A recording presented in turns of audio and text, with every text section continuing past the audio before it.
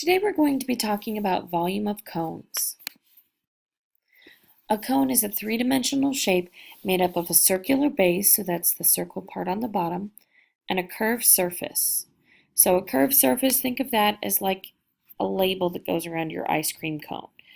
It covers the entire thing, ignoring that cone piece at the top, but it covers the entire thing and it curves around it. The cone has an edge, which is going to be the rim of the circle down there, and a vertex, which is the point where that curved edge all comes together. Now we're going to be talking about the volume of cones.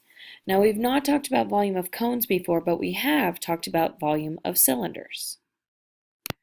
Before we talk about the volume of cones, we're going to look at how the volume of cylinders compare with those of the volumes of a cone.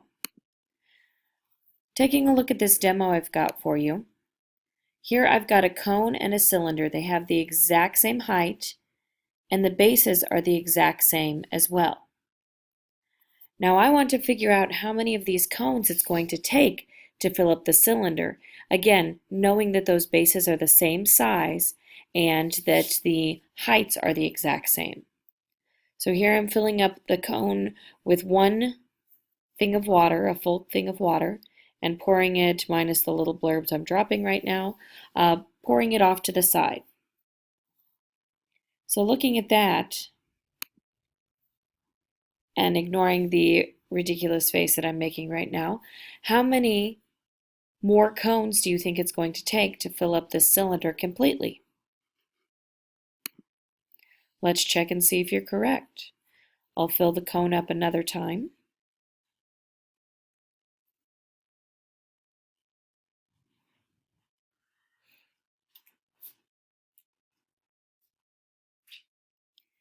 And dump it into the cylinder.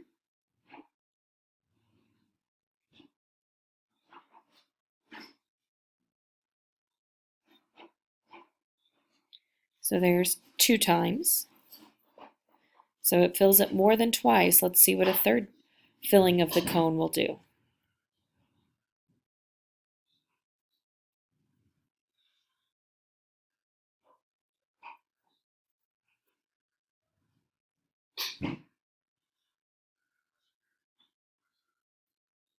So filling it all the way up, you can see that the cone, you need 3 of those in order to fill this cylinder up. So that means then that the volume of a cone is 1/3 the product of the area of the base and the height. So if you take the cylinder that we've got here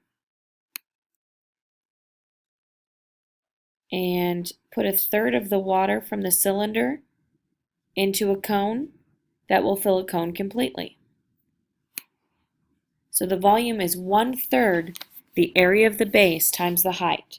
That area of the base times the height, that's exactly what we dealt with for the volume of a cylinder. Now we're just going to take 1/3 or divide it by 3 to get the cone. So here's some examples of cones. We've got traffic cones, we've got birthday hats, we've got snow cones. We see these kinds of things all the time in the real world. Let's look at an example. To find the volume of a cone, remember we've got 1/3 the area of the base times the height. Just like when we were dealing with our cylinders, the base is always going to be the same, or namely a circle, anytime you're dealing with a cone. So you've got the area of a circle, which is pi r squared. So our volume for this figure is going to be 1/3 pi r squared times height. So we've got volume is 1/3 pi, which again I'm going to use as 3 14/100ths, times my radius, which is 4,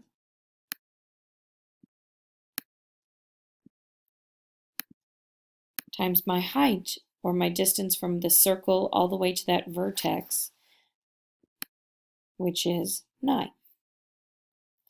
And again, just like last time, I really don't know what these values are off the top of my head, so I'm going to plug them into a calculator. So I'm going to do 4 squared. 4 times 4 is 16, so I'm going to take 3.14 times 16 times 9. So that gives me 452.16, or 452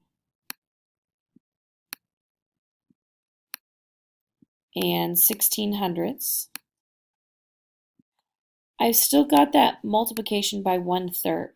Remember, anytime you multiply by a fraction, you multiply by the numerator and you divide by the denominator. So since we're multiplying by 1/3 every single time, to me the easiest thing to do is to think about dividing by 3.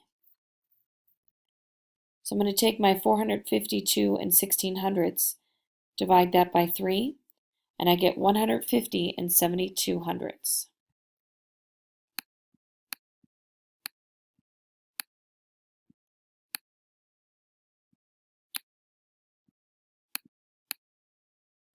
Just like with our cylinders, when we're dealing with volume, we have cubic units. For our 4 squared, that took inches times inches, and then times 9 is another inches. So inches times inches times inches is inches cubed. So 150 and 7200ths inches cubed.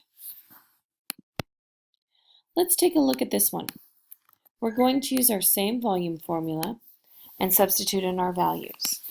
So I've got volume is 1/3 pi r squared times height. So I've got 1/3 times pi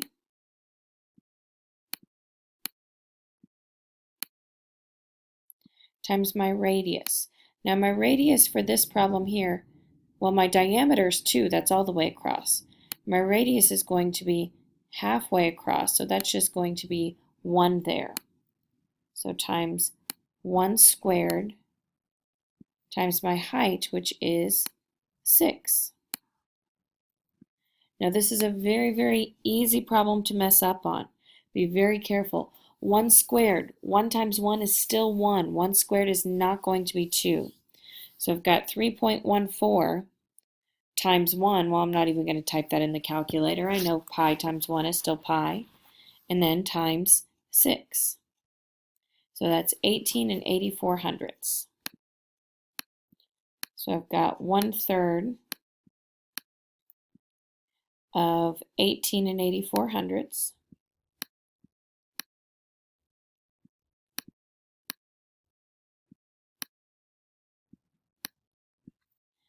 And again, 1/3 just means you're going to divide by 3. So I'm going to take 18 and 8400ths divided by 3, and that's 6 and 2800ths.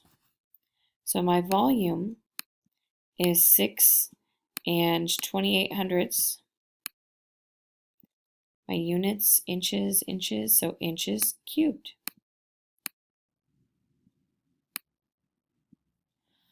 You'll notice that as I was doing this, I kind of bounced back and forth between using parentheses and using the dot as a multiplication sign. It's really up to your preference, but be extremely careful. My multiplication symbol here and my decimal point were really about the same height, so it could have been confusing for me or even somebody else looking over my work. So sometimes I kind of err on the side of using a few extra parentheses like I did in this last problem here. You could even use parentheses around these values as well, and it wouldn't change it. It's just personal preference, but just be careful with those decimal points and confusing those. You have 3 homework problems tonight. First, find the volume of a cone with a height of 12 centimeters and a radius of 4 centimeters. It's exactly like example 1. Number 2, Jolly has a huge cone-shaped tree in his garden. The tree is 6 feet high and the base of the tree is 3 feet across. What is the volume of this tree? That's exactly like example number 2.